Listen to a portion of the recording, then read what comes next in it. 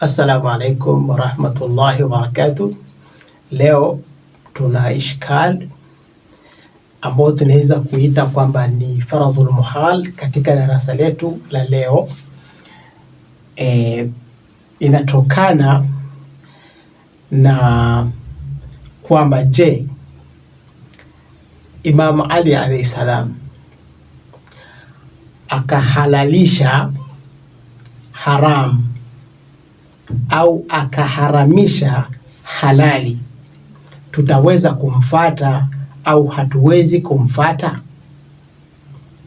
Ni swali ambapo unaweza ukaita ni faradhul muhal au pia usiite faradhul muhal.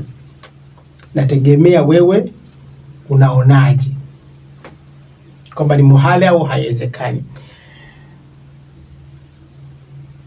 Haya ni maneno ya mmoja ambaye tumemsikia akasema kwamba endapo Imamu Ali alayhi salam akahalalisha haram au akaharamisha halali, hatuwezi kumfata.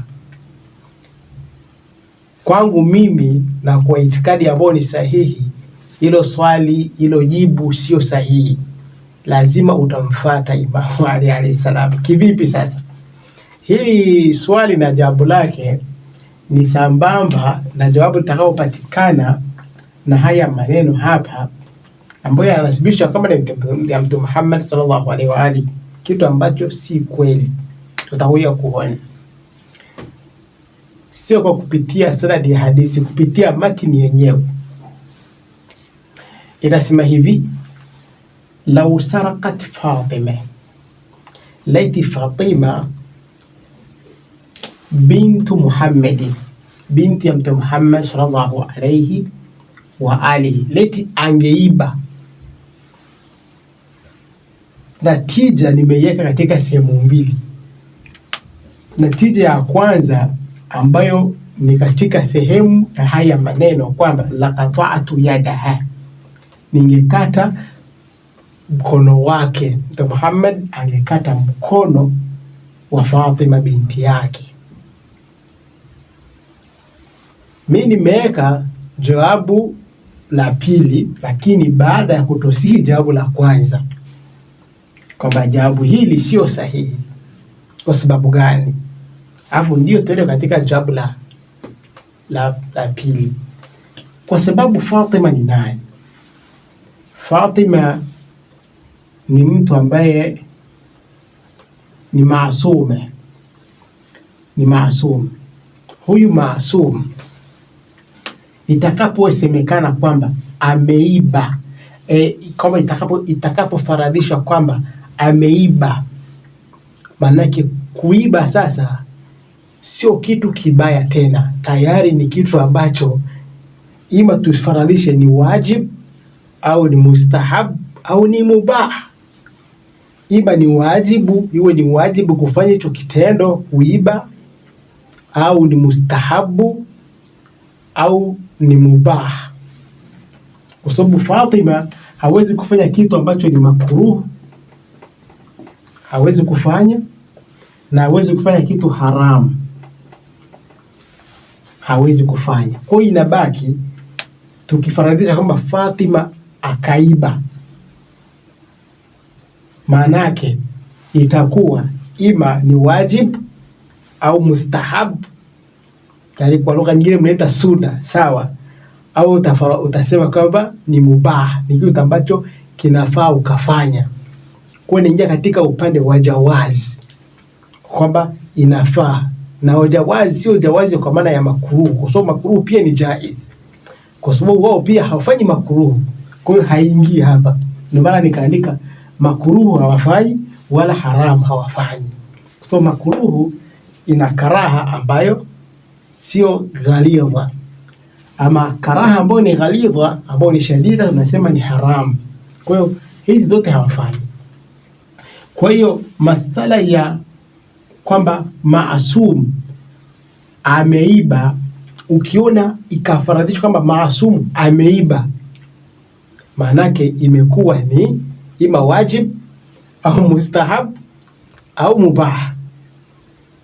Kwa hiyo jawabu la qata'tu yadaha, manake qata'tu yadaha inaendana na jazaa mbaya ya kitendo chake alichokifanya, na hii ni jazaa mbaya ambayo inabidi iwe katika makruh au haram. Lakini hapa yeye ni faradhi, ni kwamba huyu hafanyi nini? Hafanyi makruh wala hafanyi haram, manake anafanya mubah, afanye mustahab au afanye wajib, na jaza yake haiwezi kuwa qata'atu yada, hawezi kukata mkono wake. Kwa hiyo hii natija ni batil. Unaona, natija ni batil ambayo tuleta nini? Atali, kwa sababu hii ni jumla shartiya. Lau sarqat, laiti akaiba, kwa ni sharti, laiti akaiba la qata'tu yada. Kwa hiyo asema atali batil. والمقدم مثله في البطلان، المقدم مثله في البطلان. Inakuwa hii ni batili, basi hii ni batili, vyote ni batili. Kwa hadithi hii haifai kufaradhisha hivi, wala hadithi haina mashiko, kimatini tu yenye hadithi ovyo. Kwa hiyo inakuja hivi kwa sababu ya hii jaza.